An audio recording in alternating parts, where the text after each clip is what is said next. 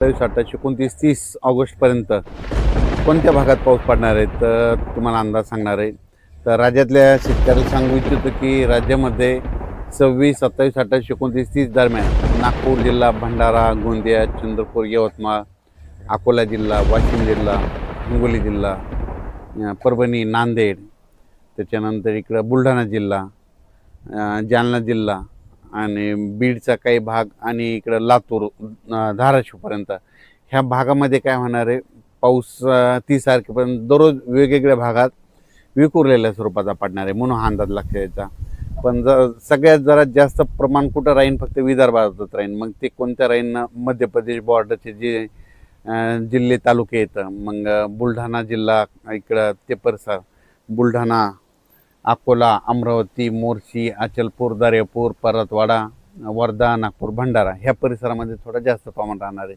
पण त्याच्यानंतर इकडं परभणी जिल्ह्यात विखुरलेल्या स्वरूपाचा अर्ध्या तासाच्या, 10 मिनिटाच्या, 20 मिनिटाच्या ह्या 4 दिवसामध्ये वेगवेगळ्या भागात सरी पडतील. खूप काही मोठा पाऊस पडणार नाही म्हणून हा अंदाज सर्व शेतकऱ्यांनी परभणी जिल्ह्यात लक्षात यायचा. बीड जिल्हा, लातूर जिल्हा, धाराशिव जिल्हा तिकडं देखील खूप काही मोठा राहणार नाही. आता सरीच येतील, अर्ध्या तासाच्या, 10 मिनिटाच्या राहतील म्हणून हे अंदाज लक्षात यायचा. संभाजीनगर जिल्ह्यामध्ये इकडं याच्याकडं फुलंब्री, कन्नड ते सोयगावपर्यंत त्या परिसरामध्ये तुरळक भागात पाऊस असणार आहे म्हणून अंदाज लक्षात यायचा. त्याच्यानंतर ह्या 4 दिवसामध्ये इकडं चाळीसगाव, धुळे, नंदुरबार तिकडं देखील थोड्या सरी येतील म्हणून लक्षात यायचं. आणि इगतपुरीकडं पाऊस पडत असल्यामुळे नाशिककडं सरी येत राहतील. कोकणपट्टी, घाटमाथ्यावरचा पाऊस ते जोराचा चालू राहील. कोल्हापूरकडं देखील सरी राहतील. सांगली जिल्ह्यात देखील आपल्या सरी येत राहतील. सोलापूर जिल्ह्यात देखील सरीत राहतील. मोठा काही पाऊस नसणार आहे. पुणे जिल्ह्यात देखील फक्त सरीच येतील, खूप काही मोठा पाऊस नसणार आहे म्हणून हा अंदाज लक्षात घ्यायचा. काय झालं तर राज्यात असा सगळीकडे पडणारा, खूप मोठा पडणारा ओढे नाले वाहणार तसा काही सध्या तरी ह्या ऑगस्टमध्ये पाऊस नाही.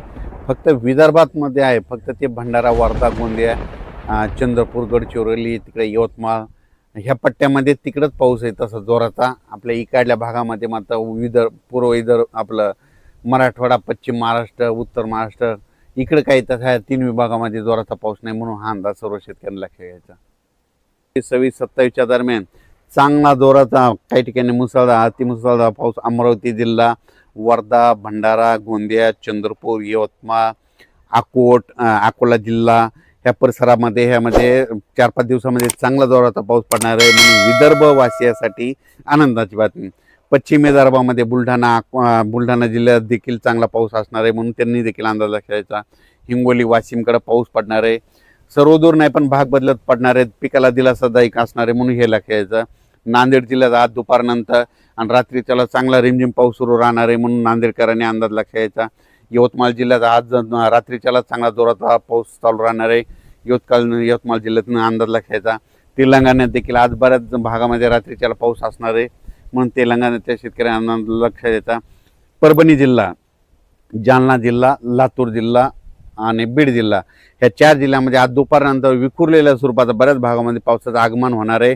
सर्वदूर काही पडणार नाही पण भाग बदलत पिकाला जीवदान ठरणारा असा पाऊस असणार आहे म्हणून हे लक्षात यायचं.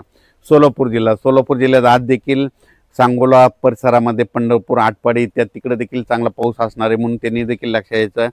त्याच्यानंतर इकडं श्रीगोंदा, अहिल्यानगरकडं तिकडे देखील आज बऱ्याच भागामध्ये पावसाचं आगमन असणार आहे. पाथर्डी त्या परिसरामध्ये म्हणून त्यांनी देखील अंदाज लक्षात यायचा. कोकणपट्टीमध्ये कोल्हापूरपासून राधानगरी असा पाऊस पालघरपर्यंत त्या कोकणातला पाऊस चालूच राहणार आहे सरी म्हणून ते लक्षात यायचं. पण त्याच्यानंतर पुण्याला देखील आज सरी येत राहतील म्हणून पुणेकरांनी देखील अंदाज लक्षात यायचा. त्याच्यानंतर संगमनेर, अकोले त्या सरी चालूच राहतील. तिथं नाशिककडं इगतपुरीकडे पाऊस पडत असल्यामुळे नाशिककडे देखील सरी पाऊस राहतील म्हणून त्यांनी देखील अंदाज लक्षात यायचा. धुळे, जळगाव, नंदुरबार तिकडं मात्र 26, 27, 28च्या दरम्यान तिकडे देखील चांगला पाऊस येईल म्हणून त्यांनी देखील अंदाज लक्षात यायचा. सर्वदूर पडणार नाही पण विखुरलेल्या स्वरूपाचा असणार आहे.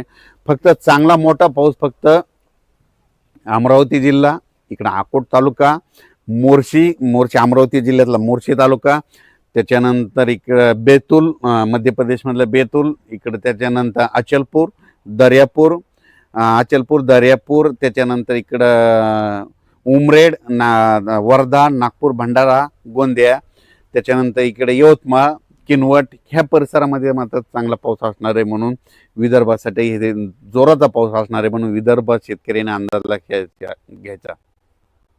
संभाजीनगर जिल्ह्यामध्ये तुम्हाला सांगू इच्छितो इकडं सिल्लोड नेल्लोड त्याच्यानंतर इकडं सोयगाव चाळीसगाव त्या परिसरामध्ये देखील ना आज बऱ्याच भागात पाऊस सुरू होईल आणि संभाजीनगरकडे देखील विखुरलेल्या स्वरूपाचाच पाऊस आहे, सुरदूर काही पडणार नाही म्हणून त्यांनी देखील अंदाज